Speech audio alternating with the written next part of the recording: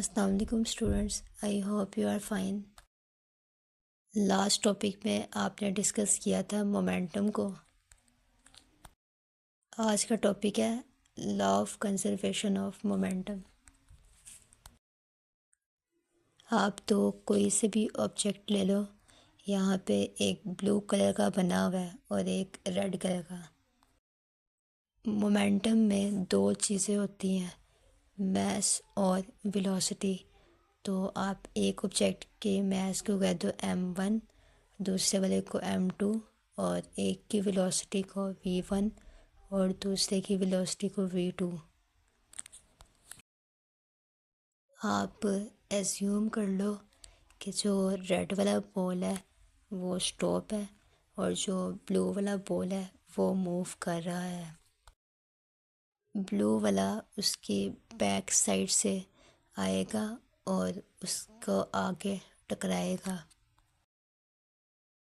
जब ये टकराएगा तो पिंक वाला बॉल मूव करना शुरू कर देगा और ब्लू वाला या तो स्टॉप हो जाएगा या अगर मूव करेगा तो थोड़ा सा मूव करके वो भी एक पॉइंट के ऊपर जाके रुक जाएगा। यहाँ पे एक्सटर्नल फोर्स कोई भी नहीं लग रही, यहाँ पे सिर्फ ये जो दो ऑब्जेक्ट्स हैं यही आपस में एक दूसरे के ऊपर फोर्स लगा रहे हैं। अगर आपने ये फाइंड करना है कि दोनों में मोमेंटम कितना है तो आप दोनों बॉल्स के मोमेंटम का सम कर दो।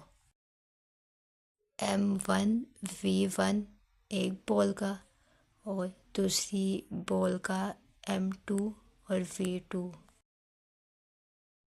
इस लॉ के अकॉर्डिंग जो किसी भी ऑब्जेक्ट का फाइनल मोमेंटम है वो इक्वल है इनिशियल मोमेंटम के। एक वो मोमेंटम होगा जब एक बॉल दूसरे बॉल के साथ अभी टकराया नहीं है, यानी बिफोर कोलिजन। दूसरा वो मोमेंटम होगा जब एक बॉल दूसरे बॉल के साथ टकरा गया है, तब उसका मोमेंटम कितना होगा। पहले आपने सम किया था m1 v1 plus m2 v2। इसको आप कह दो इनिशियल मोमेंटम और फाइनल वाले को आप ऐसे लिख लो m1 v1 dash plus m2 v2 dash. Math तो दोनों का सेम रहेगा, मैथ तो चेंज नहीं ना होगा मूवमेंट से, इसलिए आप इनिशियल और फाइनल मोमेंटम में m के ऊपर डैश नहीं लगाओगे। वेलोसिटी चेंज होगी टकराने से पहले भी और टकराने के बाद भी, इसलिए इसके ऊपर डैश आएगी।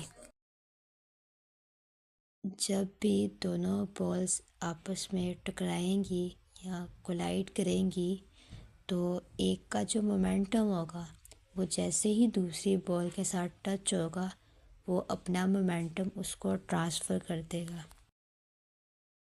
क्योंकि एक बॉल मूव कर रही थी और ऑब्वियसली जब वो जाके दूसरी बॉल के साथ टच होगी तो दूसरी बॉल भी मूव करना शुरू कर देगी।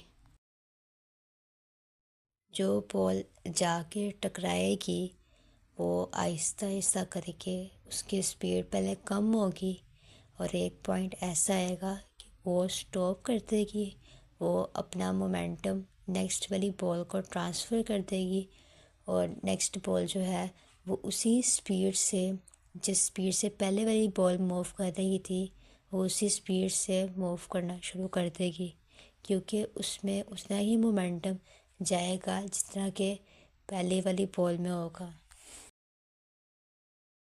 इसलिए जो टोटल मोमेंटम होगा बिफोर कोलिजन और आफ्टर कोलिजन वो दोनों का सेम रहेगा। इसको कहते हैं principle of conservation of momentum, क्योंकि यहाँ पे कोई भी बाहर से एक्सटर्नल फोर्स नहीं लग रही, दो ही ऑब्जेक्ट्स हैं और वो आपस में ही एक दूसरे के ऊपर फोर्स लगा रहे हैं। ये वाला जो लॉ है सिर्फ़ और सिर्फ बड़े ऑब्जेक्ट्स के ऊपर एप्लीकेबल नहीं है, इसको छोटे छोटे ऑब्जेक्ट्स के ऊपर भी लगाया जा सकता है, जैसे कि एटम्स और मॉलिक्यूल्स। एग्जाम्पल नंबर 3.5 गिवन है, जिसमें वैल्यूज़ की बजाय आपको वेरिएबल्स दिए हुए हैं।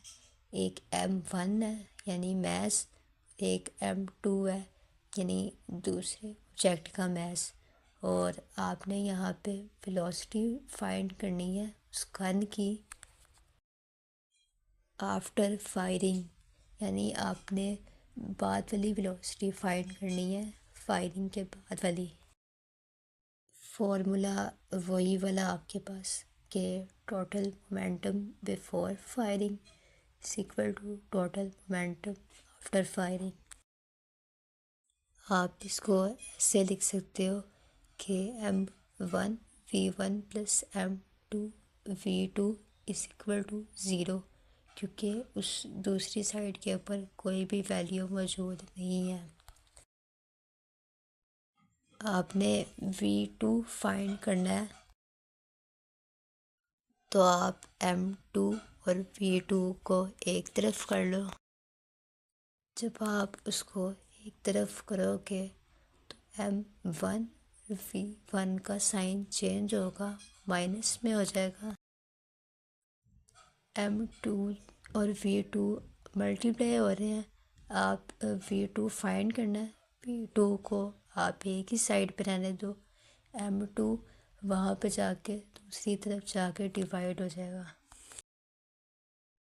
M1 और V1 के साथ माइनस का साइन लगा हुआ है, जिसका मतलब है कि जो गन है वो बैकवर्ड वाली साइड में मूव कर रही है,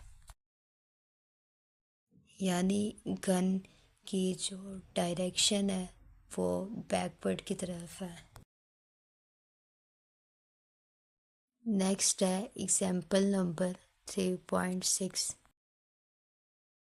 यहाँ पे पहले आपको बॉल 1 का मैस और वेलोसिटी गिवन है।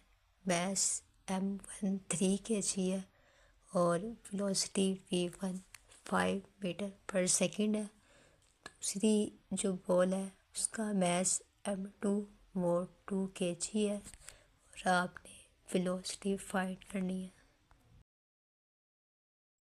यहाँ पे टकराने के बाद दोनों ही बॉल्स मूव कर रही हैं, तो आपने दोनों की वेलोसिटीज निकालनी है कि आफ्टर कोलिजन वो कितनी वेलोसिटी के साथ मूव कर रही हैं।